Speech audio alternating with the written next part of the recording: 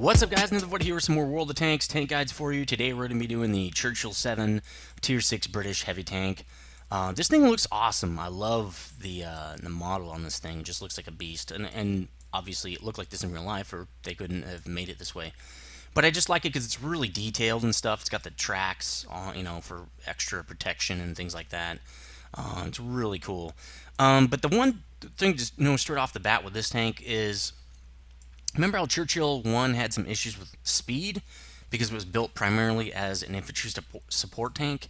This tank seems to be built for the same reason. Now, that could actually not be true. I didn't do a lot of research on how this tank was used in the war. I don't care about that. I care about how was it used in the game.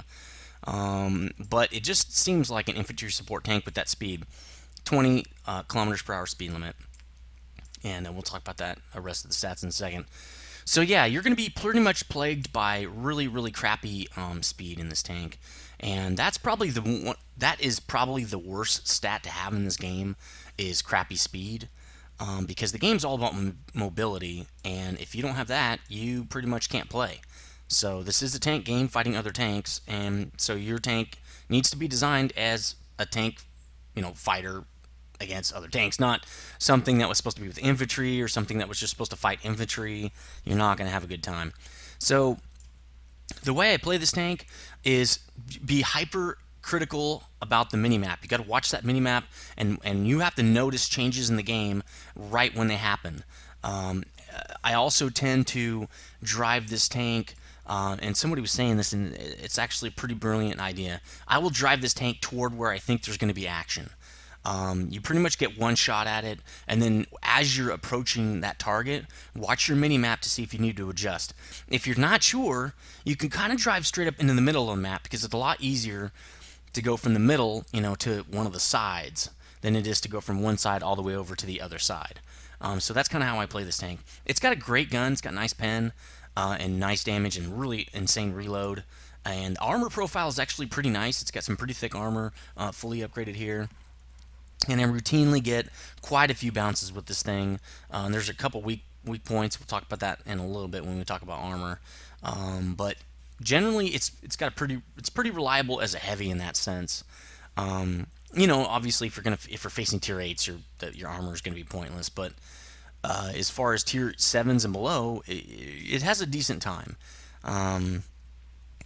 So that's pretty much how I play this tank. Watch that mini map, respond. Pretty much hide and just keep that gun unloading on people. Try not to get not spotted. Try not to get circled because you are really slow. So I tend to not get in people's faces because I can't respond. My my traverse is really bad, so I can't really brawl with people. I tend to not get in, and that's kind of how I play this tank. Keep it about mid-range distance, I think, and you'll probably be pretty good. But you always have to constantly be moving if you're not shooting at somebody. You need to be moving and putting yourself into a position to fire at people. This thing's not as bad as the TOG, which I think has like a 12 kilometer per hour speed limit, which means a lot of games in the TOG I don't even get to fire the gun. But again, you have to watch the minimap real close. Now I'm going to show you a game where I do that, and you can see I have a decent game, even though I don't get ridiculous amounts of damage. You can use this tank to sway the battle in your favor. So you're going to see me do that in one of the games. But let's talk about some stats here. That's kind of how you play this game. Let's move on. 960 hit points, a pretty decent amount of hit points for a tier 6. 350 engine horsepower, pushing 40 tons. That's why it's got that really poor speed limit, and also acceleration's really horrible. It's less than 10 to 1 power to weight ratio. Again, this tank was meant to support infantry, so it is what it is. I don't know why the British stuck with that for so long. I think they were more concerned with tank destroyers and medium tanks at that time, but I don't really know. I don't really know a lot about British tank doctrine in World War II. I know mainly about German and Americans, and that's pretty much it. A little bit about Russian, but that's it. I don't know anything about British tank stuff. So going down the list here, 20 traverse with 30 turret is 50. So the turret actually feels like it moves pretty good at 30, but 20 on the tracks is pretty bad, and that's why I'm saying you don't want to get in too close to people because it's really easy to get circled. Remember, if somebody's going to try to circle you, to put your butt up against a wall or a hill or something and make it really difficult to get around you. That will stop them from circling you. 152 hull armor, 152 turret armor. That's pretty good, and that's why I was saying it's pretty reliable for bounces. The only problem is there's no mantlet again still, so you can shoot right through that gun. I just shoot right into the gun, and then there's a hatch here and a machine gun port here. So I think those are weak spots. I didn't actually check. It's a tier 6, so I don't usually do weak points unless it's tier 8 or above. Just shoot through the mantlet, you'll be fine. A lot of people say no, shoot through these hatches, it's more reliable. Try them. I like the mantlet. I almost go through every time on the mantlet, so that's kind of how I shoot this tank. Other than that, though, it's got pretty nice armor for a tier 6. I get lots of bounces on this thing, especially if I'm slightly angled like this, not coming straight at the guy like that, because your track can actually help hide those weak spots. If you can see, I'm hardly angled here, and I'm covering up those weak spots. Now, the problem here is I only have 95 hull armor on the side, which is not bad. It's almost Tiger. It's almost the Tiger front armor, actually, Tiger 1 front armor. So you're going to get bounces even on the side with that kind of a profile here. It's really nice. It is really nice armor. It's noticeable.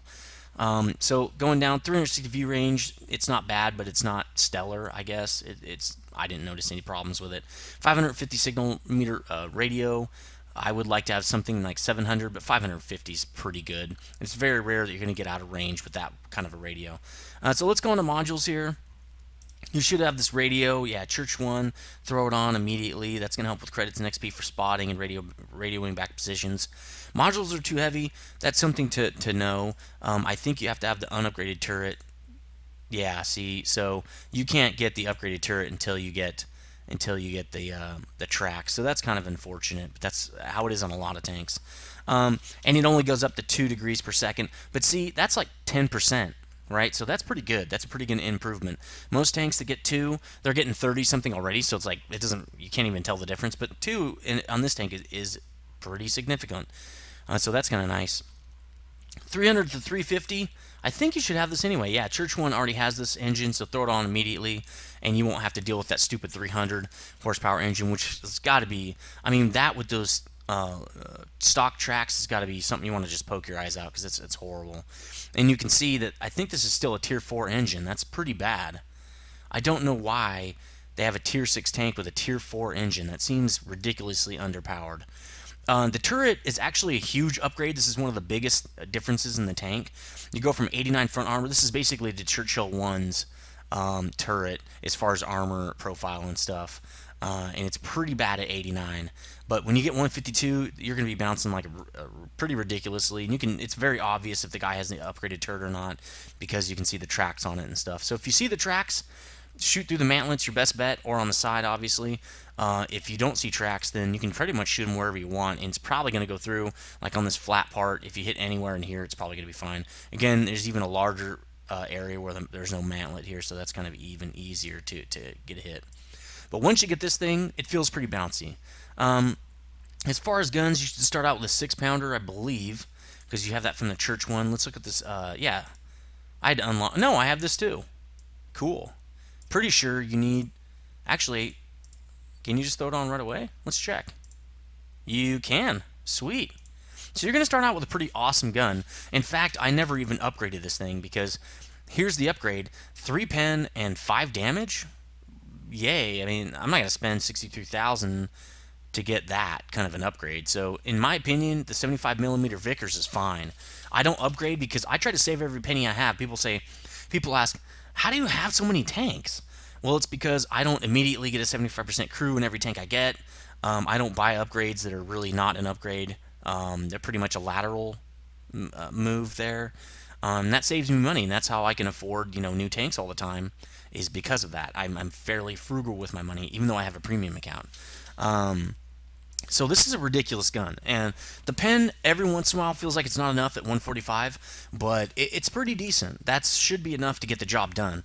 This is a very similar gun that's on the Cromwell, and I love that gun. In fact, I actually prefer the Cromwell over this tank because it has the same gun or similar gun. Let's check it out real quick.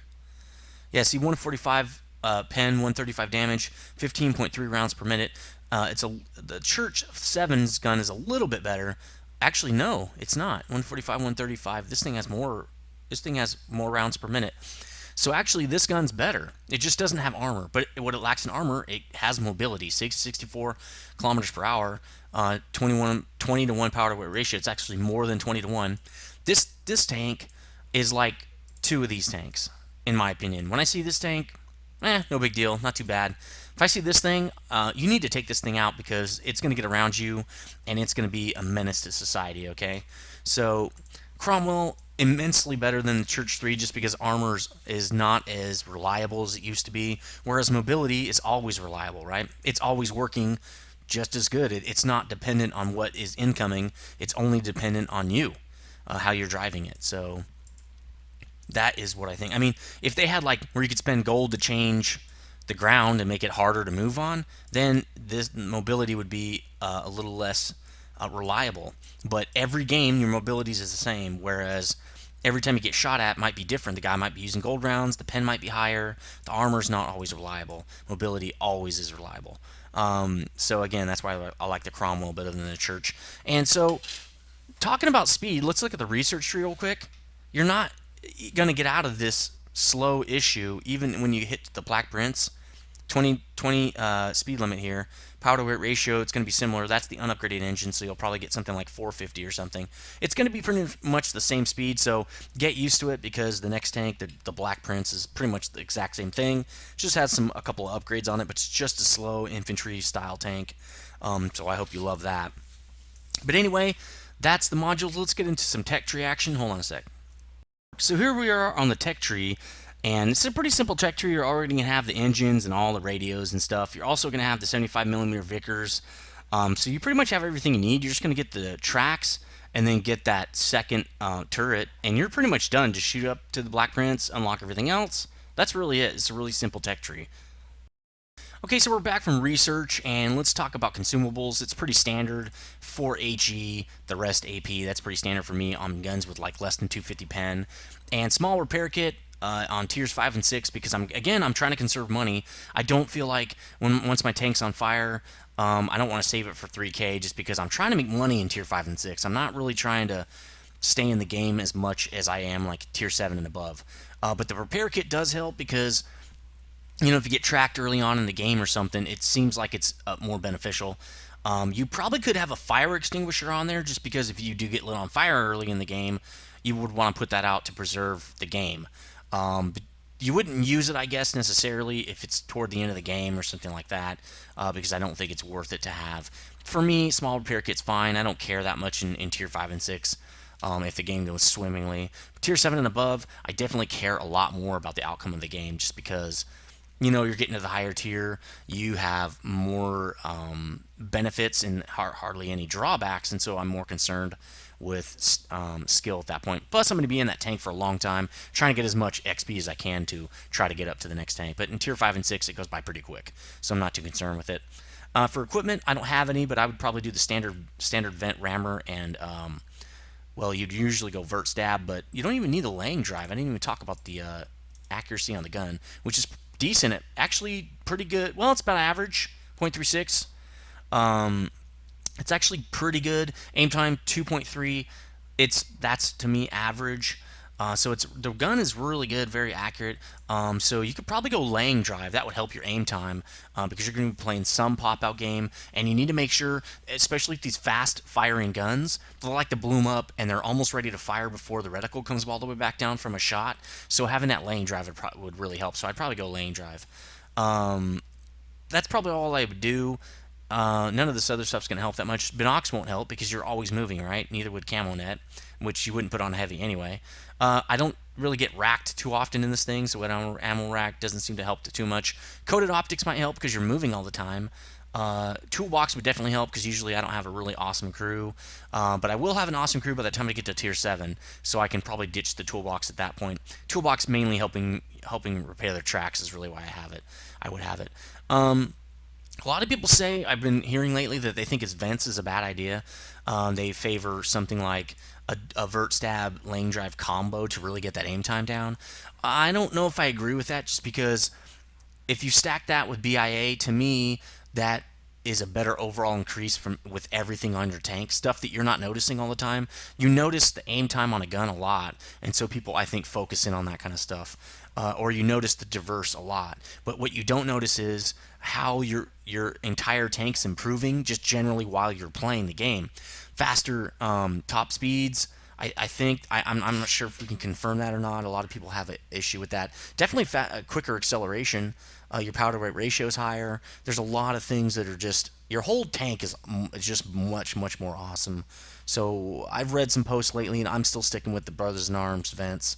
To me, that's the best.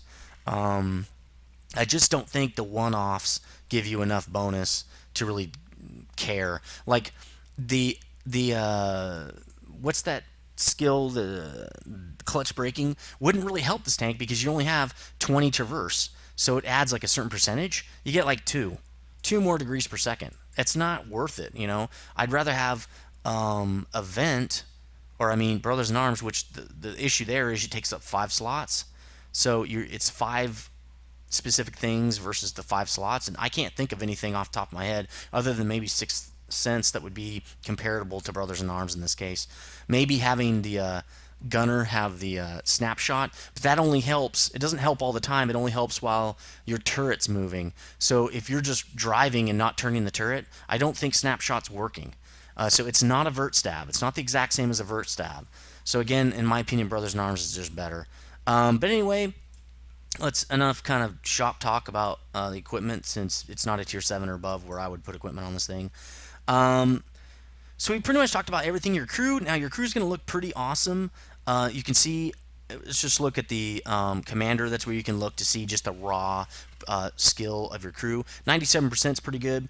It will be 100% by the time I unlock the Black Prince, and that's what I'm shooting for when I hit tier 7, is that my crew, I want them to be 100% before I flip them over to the next tier 7 tank, so I can, that's when I start spending, you know, 20k a piece to get these guys up to 75, or to save some of their skill. So they'll only drop down to 90% skill, because in the higher tiers, having that lower skilled crew, it just hurts you tremendously. If you ever tried driving like a tier 9 tank with a 50% crew, it's redonkulously I mean, it makes you want to just smash your face into a wall. So definitely get that crew to 100% before you go to tier 7. So you can retrain them down to 90% in your Black Prince. So that's pretty much it. Let's get this thing in action. I can show you a couple of games where I did pretty good. It was kind of hard to get a good game in this tank just because it's a tier 6 and you're up against tier 8s a lot, and you rely on your team a lot more when you're up against tier 8s. But and this is definitely not a tank that's going to carry because it doesn't move around the battlefield very well. It's not like a Hellcat. That thing can move all around the battlefield. So let's get a couple of games. I'll show you what I'm talking about. This first game I'm going to show you, it's on South Coast Standard Battle. It's a decent battle. There's a couple of good things I do really well in this game, and there's a couple mistakes I make, and I want to show you those in a second here. The mistake I make, actually, I talked about in the garage, but in this case, it's just a general mistake. It's not the same thing as what I was talking about specific to this tank, and we'll talk about that in a minute.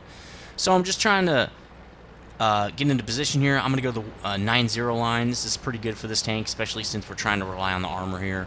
This is this is kind of a tier 6 match, even though there are a couple of tier 7s thrown in there. It's not so many that it's like you are not going to have a good game because you're going up against these super high tier tanks. So that's a Cromwell. I would much rather have that tank. It's just obviously much better because it's so much faster. This game is all about mobility now. Which is perfect for Russian tanks because that's all they care about is mobility. They don't really, they don't do hold down. They don't do any of that crap. At least as far as I've read. I've watched also some documentaries on the what was it? That 7 Days War with the Israelis versus Syrians mainly, and Syrians using the Soviet tanks with Soviet doctrine, which is just like Rush, basically, that's their tank doctrine. At least that's what they were saying was in the video. I'm not, again, an expert. I just watched a couple documentaries and stuff and kind of know how I've heard that they operate. So right here, I'm thinking, okay, wait, where's the auto? Okay, we need to get this guy out of the game, this E2. For a second, I thought I didn't have a shot on him. And then I'm like, okay, yeah, I do actually. Right through the top of his back plate right there. Light his engine on fire, which is pretty cool. And he's pretty much dead there. He's dead from fire. So It was good to get that kill because we got those 2 TDs perched up there, and I did not want them to have issues. And again, I'm moving because I'm not firing on someone. I'm thinking maybe there's some shots here. Nope, they're behind the mountains. So we've got a KV-1S coming up. This could be a kind of a problem. That's probably going to be your biggest problem tank in this tank is the KV-1S because it has that massive gun and some pretty decent mobility. But watch what I do with this thing because I do have reload rate advantage on him. So I'm going to try to take advantage of that. So he's getting a little hit here. KV-1S drivers tend to be really ballsy and they don't really play very defensively at all. And so they either have a great game or they just get taken out in 5 seconds. They get like 1 or 2 shots and then they're dead, you know, because they're just too aggressive. The tank is pretty overpowered, but not so much you can do whatever you want. So he's really almost dead at this point. Gets a shot at me. I know he's got a long reload right now. I think it's 20 or 30 seconds. So I'm getting some good shots on him right here. Trying to make my shots count. There we go, and he's dead. Rushed him while he's on reload. That's pretty much what you can do in this tank. Now, I know that goes against what I said, don't get in people's faces, but in that case, the KV-1S needed to die before he could reload again, because the only advantage I had over him was that he had a long reload, and I didn't want to just let him sit behind that house and reload and then pop out and shoot me in the face again. That would not have been a good idea. So here I'm coming up against the 45. You see I got a bounce there. Let's look. Maybe I can see where that bounce is. And I can't because 8.10 replays are messed up. See, I can't zoom in. That is so lame. I hope they fix that pretty soon. But it is what it is. I can zoom in. Whatever. I also don't have my mods installed right now, and that's because Blackshot, the guy who develops the mod pack that I use, his machine's he got a new machine for Christmas. And it's not running World of Tanks or War Thunder that well. I told him I thought it was a display driver issue. Sometimes if you load the most recent display drivers, games start freaking out because they're not optimized for the most recent drivers. And so I told him to go back a couple versions. I don't know if that helped. Trying to get some snapshots on this guy. But look, I should have been looking at the minimap. Look at that minimap. Look at K7. That's going to be an issue.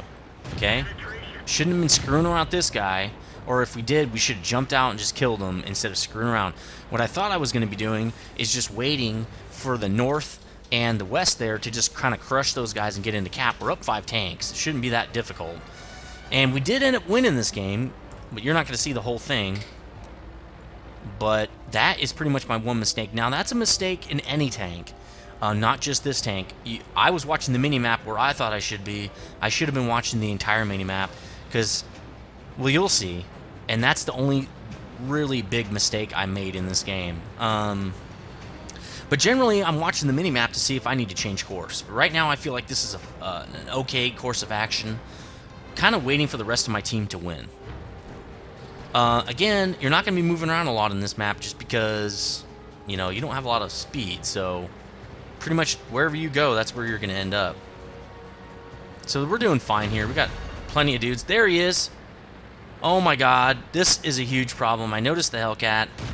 Trying to get a snapshot on him without zooming in. It doesn't work because, you know, you're 100 meters away and your gunner's drunk, apparently. So I could get a hit there. It's at 40%. I could probably take him out. But my friend is getting swarmed now by the 45. He's taking advantage of the situation here. And since the camera actually rides above the tank, your shot can go in the dirt even though your reticle's on target. So that's great. One more shot would have killed that guy? No. And we get outmaneuvered. Again, this game is all about mobility now. Armor's great, but mobility is a constant, right? Armor's not a constant. It can fail you. It can, you know, people can fire gold rounds. There's a lot of things you can do to change the game as far as armor is concerned, but mobility is a constant. But I did really good in that game. I've been having a hard time getting games that I can actually show you, but I felt like I did a couple good moves in that game. The next game I actually have a lot more to show you. Let's get to it real quick. Hold on. Okay, second game is up, and this is Cliff Standard Battle. I really do love this map. I think the best feature about this map is the donut and the lighthouse. Two really awesome places you can get a lot of weird maneuvering going around in there. I really love it. It allows a lot of opportunity for flanking and really a lot of tactical maneuvers. So remember, what you got to do with this thing is pretty much pick where you want to go and just kind of drive. If you're top tier like this, I like to kind of look at where people are going and kind of pick a spot that really needs an extra tank, because I can use my armor in this kind of a battle to really help out my team a lot. So going up, I think my idea right here was to go toward either 6 or the donut. Just kind of want to see where my buddies go. So we've got a lot of guys going over on the 1-2. It seems like more and more people go there lately, which is really not that great of a spot.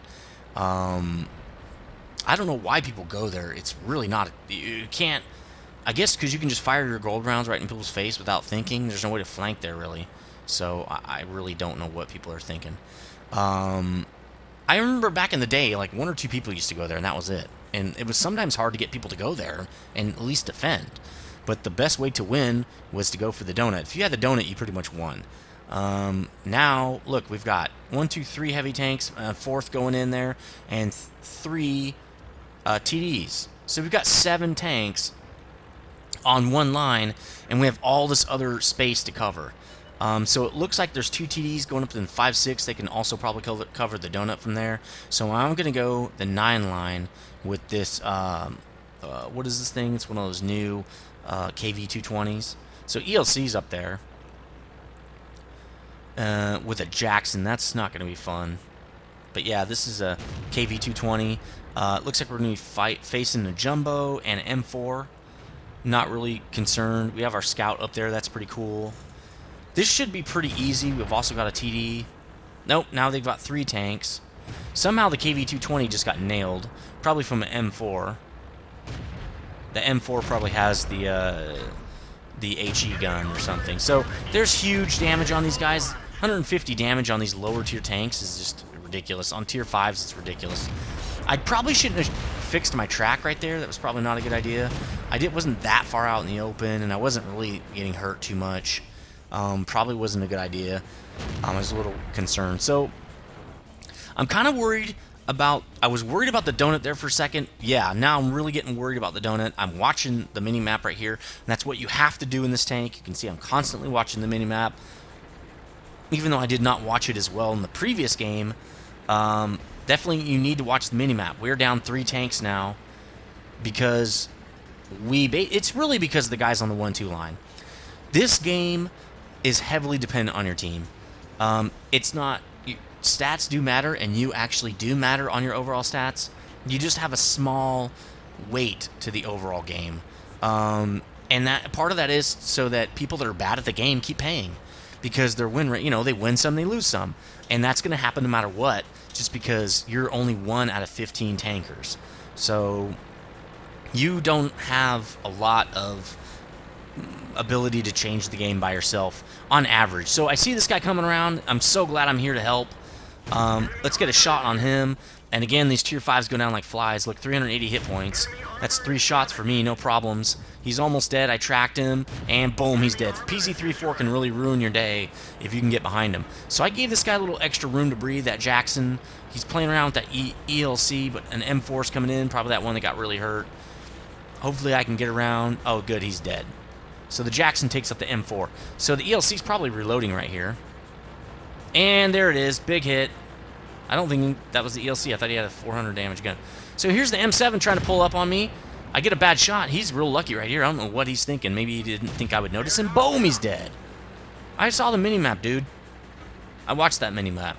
At least I tried to. I wish it was like you could have it in the middle of the screen. It was just kind of faded out, so you could watch it at all times like a HUD, like a heads-up display. That'd be really cool. So I'm kind of worried about this Hellcat right here, because he could come behind at any time and just jack me up. But since it looks like he's not coming around, I see the ELC's going around the other direction. This will be good. I can at least keep my front armor toward that Hellcat if he does make an appearance. We do have 3 tanks over there. I'm kind of hoping they push. I'm thinking the ELC's... Oh, man, that was a bad move by the ELC. He could easily get on my side and keep shooting at me until I die. There would be nothing I could do about it. His silhouette is so small, and he's so low to the ground that I probably couldn't even shoot down into him. He could just sit on the side of me and shoot, those 400 damage shells in me all day long. Instead, he decides to flank. It's not a bad idea. I just don't think it was the right idea. And the KV-220 is probably just going to almost immediately die. He drives past him for some reason. Maybe saving his shell for this other guy over here. Let's look. This other Hellcat. Looks like the Hellcats are trading damage. The ELC's in there.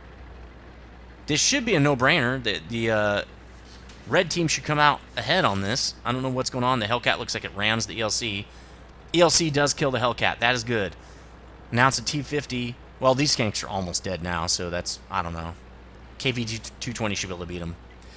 So now I'm going to come over the top. I know I don't have enough time to make it all the way around like I normally would. I'm just going to come over the top and get a pincer move, and I'm telling them, just wait. In this tank, teammates need to wait because it's very, very slow. And don't just drive out there and get shot. Wait for the pincer move. It's like, come on, guys. So I'm coming around. This guy's time is limited, and he dies. So we turned that around pretty quickly. We really were having a hard time there. And driving back to the donut really helped our team out a lot. The enemy team also made some pretty bad mistakes, but we made fewer mistakes. Is pretty much how that works. So, pretty good little game there. Again, with this driving right up into the center like that makes it easier to have a greater effect on the game. Especially if you're top tier, you really need to make good decisions in this tank and make sure you can cover help out your teammates as much as you can, because the Churchill VII, especially top tier, is a really formidable tank. Its only issue is its mobility. That's it. So, if you can play down its weaknesses, you can really help your team out, especially in these tier 10 games or tier 6 games. And when you're in a tier 8 game, you're not as helpful, but you can still help a lot because your pen is still decent, especially if you can flank. But generally, you have a lot less. I mean, that's with any tier 6 and a tier 8, but like a Hellcat in a tier 8 game can still be very formidable just because it has that constant, it's got the mobility, right? And it's got a pretty nice gun. It's got a big gun. So if you can get into nice flank positions, you can really hurt that enemy team even though they're tier 8s. Not so much in the Churchill VII. A heavy tank that's out-tiered is a lot more useless than any other tank really that's out-tiered. Anyway, that's the Churchill VII. Let me know what you think. Hopefully this helped you a lot. Let me know if you have any other tips and tricks for the Churchill VII. And as always, stay frosty.